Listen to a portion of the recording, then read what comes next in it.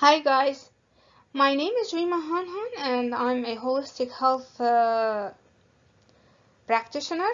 I'm also a health coach. I'm also a holistic nutritionist, a nutritionist consultant, a personal trainer, and a medical exercise specialist. And today's topic is about the heart, and I'm going to go ahead and help you study your anatomy for the heart and its function in our body. What is the heart? How do we define it? Other than it makes us cry, or it makes us laugh, or we say we have emotions from our heart. So what is it? The heart is a muscular pump that rhythmically contracts to push blood throughout the body. So it contracts involuntarily and rhythmically, and it distributes blood and pushes blood to our whole body, and it gives us life. Where is it placed? It's placed obliquely in the center of our thoracic cavity. So it's placed, think of it in the middle of our chest. And the thoracic cavity is the chamber within the chest that contains the heart and the lungs. And it's also positioned anteriorly to our spine, like in front of our spine and behind our sternum, which is the breastbone. And also it's between our lungs, the left and right lung. The heart is contained in the area of the chest, and the area is known or is called the mediastinum. mediastinum. The mediastinum, that's where the heart is. The mediastinum is the space in the chest between the lungs that contains all the internal organs of the chest, like the heart and the esophagus. What is the heart made of? It's made of cardiac muscles. The cardiac muscle is similar to our skeletal muscles in that the cardiac muscle cells contains myofibrils and sarcomeres, and we will explain myofibrils and sarcomeres in our next slides. And how much our heart weighs. Our heart weighs around 300 grams or approximately 10 ounces. So our heart contracts involuntarily, and it acts as a pump, and it pushes blood to our body. It's placed in front of our spine and behind our sternum, and it's roughly or approximately weighs around 300 grams and or 10 ounces, approximately around 10 ounces, and it's made up of cardiac muscles. And how many chambers does it have? It has 4 chambers, and we are going to talk about those in the next slide. So how many chambers there is in the heart, in our heart? What is its structure? It has 4 hollow chambers, and it has atrium, right atrium, left atrium, right ventricle, and V ventricle, left ventricle. So it's right and left. What do they do? Well, first, let's see where the atriums are placed. The atriums are placed on the top, and then the ventricles down. So the atrium's up, and then ventricles down in the chambers. So think of it as divided into 4 squares. There's square A right, A left, and then V right and V left. And the A comes on the top, so it comes before the V.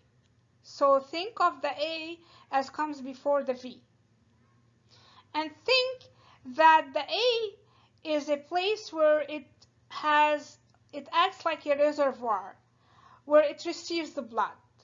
because the right atrium receives deoxygenated blood from our body, and the left atrium receives also but oxygenated blood. So the right deoxygenated blood, that's low in oxygen and high in carbon dioxide, and the left receives oxygenated blood from our lungs. So where does it receive it from? From our lungs. So that's the atrium. What about the ventricle? The ventricle distributes blood. Think of it as it distributes blood. It's where you spread the blood in the body.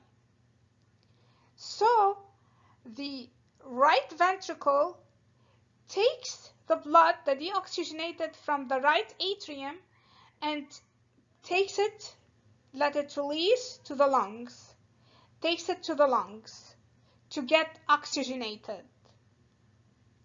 And then the oxygenated blood comes back to the left atrium, and then it is distributed, and then it goes down to the ventricle, to the left ventricle, where it's distributed to the whole body. So that's what it is. The right atrium gathers deoxygenated blood returning to the heart from the body, whereas the left atrium gathers oxygenated blood coming to the heart from the lungs. So the atrium, they gather blood. Think of them as a reservoir. They gather the blood. What about the ventricles? The ventricles are larger chambers located inferiorly, we said on the bottom, on both sides of the heart. The right ventricle receives the deoxygenated blood from the right atrium and then pumps it to the lungs through the pulmonary artery. So, through which artery? So, the right atrium, so the right ventricle, I apologize, receives the deoxygenated blood from the right atrium and then pumps it to the lungs through the pulmonary artery to be saturated with incoming oxygen, so as it has oxygen in it.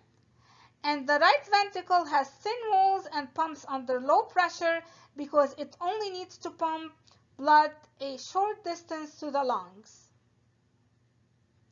However, the left ventricle receives the oxygenated blood from the left atrium and proceeds to pump it through the entire body. The left ventricle has a thicker wall because it needs more pressure and more pumping to our body.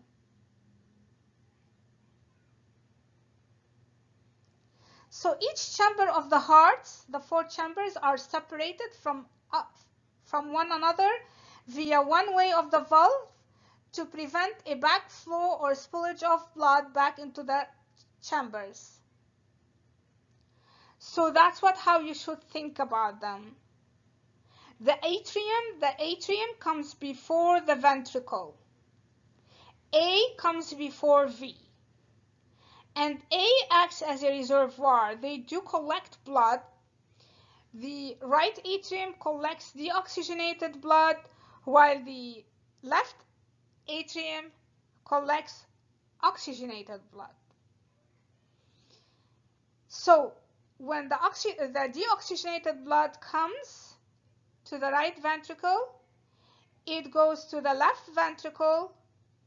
It goes to the right ventricle, and the right ventricle takes it to the lungs to be oxygenated.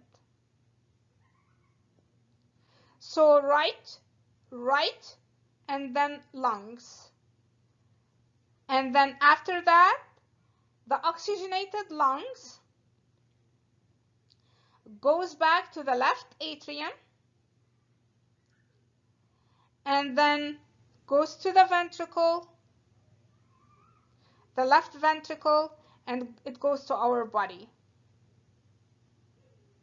And don't forget that they have valves between each chamber so as the blood can't go back and forth. So it becomes systematic.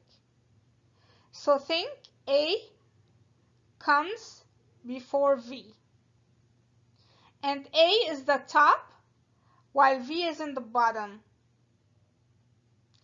A acts as a reservoir. It collects, the atrium collects the blood, where V distributes the blood, the ventricle.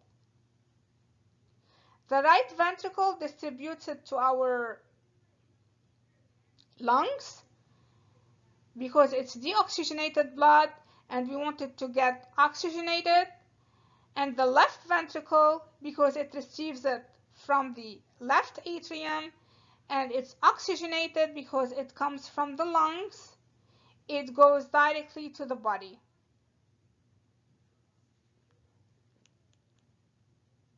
So what's next?